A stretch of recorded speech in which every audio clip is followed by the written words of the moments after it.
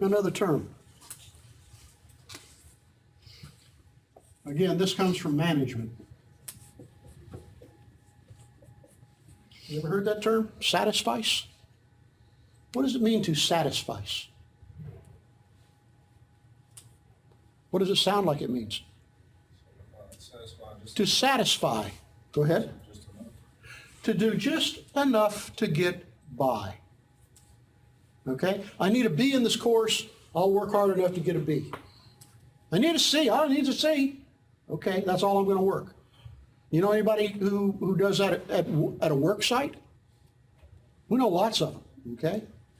Satisficers. Someone who does just enough to get by. This is the person whose doors to their future are closing. Would you want to hire a satisficer to work for you? Then why do you think anybody would want to hire you if that's all you do? Let me ask you this. Suppose you went to a restaurant and you're kind of adventuresome and you're looking at the menu and there's this really interesting sounding meal. You're thinking, this sounds like it might be pretty good. And you ask your server to come over and you say, tell me about this meal. How would you rate it on a scale of 0 to 10? 0 means it's terrible, and of course I don't expect you to tell me that. And 10 means you think it's just fantastic. How would you rate it? And your server says, I would call it a 7. Would you try that meal? How many of you would be willing to try that meal? I see about 5 hands. Why? Some of you who wouldn't do it. Why not? I didn't come here for no 7.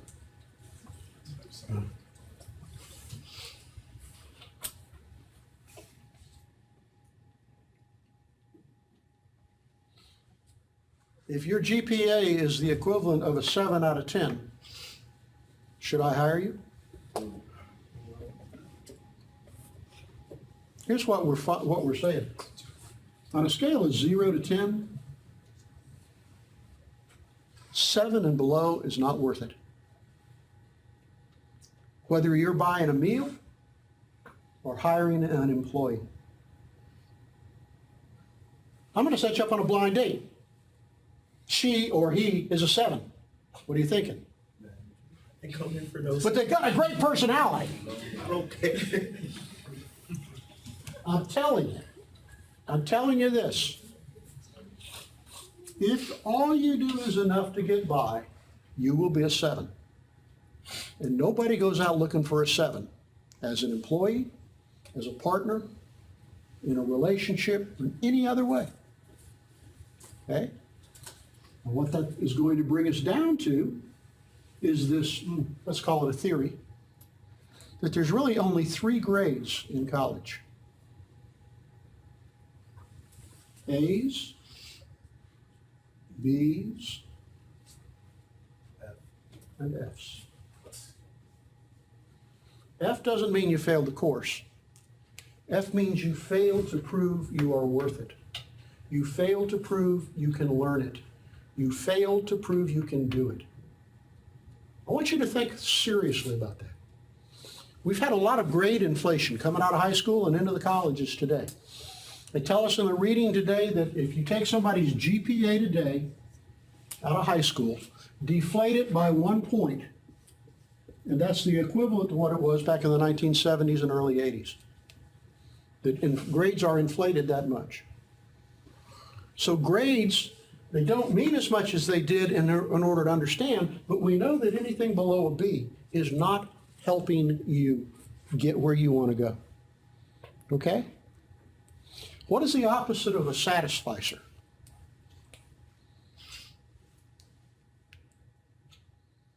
Somebody who does just enough to get by. What is the opposite of that? Overachiever. Overachiever? Or at least high achiever. How's that? Yeah. I'm going to put this term up here. This is a person who exercises discretionary effort. Discretion means to use judgment. Who looks at things and says, here's where I can excel. Here's where I can get a B, but here's where I can get an A. and they're willing to put in the extra hours. That's the employee who shows up early to work, or stays late at work, or comes in on the weekend because they know they have work to do. And that's the person who gets promoted. So the habits that you're going to create today and over the next couple of years are going to be the same habits that are going to guide you and propel you for the rest of your life, absent some major change. Okay? So why not decide now? I'm going to do whatever it takes to make this happen. And once you're willing to make the effort, then start doing it the smart way. What's the smart way? Opinion, okay? The smart way is get to know 2 or 3 people in this class before you leave today. And set up a study group. Even if you can't meet physically, although you can get rooms over at the library, you can reserve a meeting room. I have had students in the past set up study groups, and they'll be over there. I'll come in Tuesday nights to teach my class, and they'll say, can you come by our study group for 30 minutes before you go to class? Sure. And I'll find 4 or 5 or 6 of them, and they'll be working on stuff, and we'll work together. Study groups are great. Learning passively, just reading, trying to understand, making cards and notes and trying to study. Learning passively is a third as effective as learning interactively with someone else. Either asking questions and getting them explained in a different way or answering questions. You want to really learn something? Take your study group of 5 people, come into the classroom like this by yourselves, and one at a time, one of you get up at the board, take a question that everybody gives you and draw the question out and explain it. If you can explain it, you understand it. If all you did was read it, the chances of you really understanding it are 1 in 3. Okay? So to me, the smart way is you start a study group, you meet at least one night a week.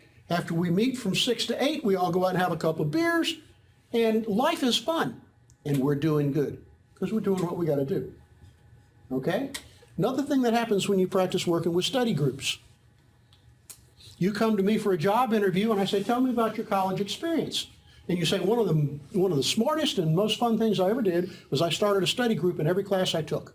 I got to know more people. I got to laugh and talk and party. We all did extremely well.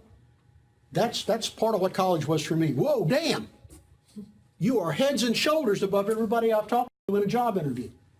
Show me you can work well with other people. Show me you're a leader. Okay? That's the smart way. Still takes the time.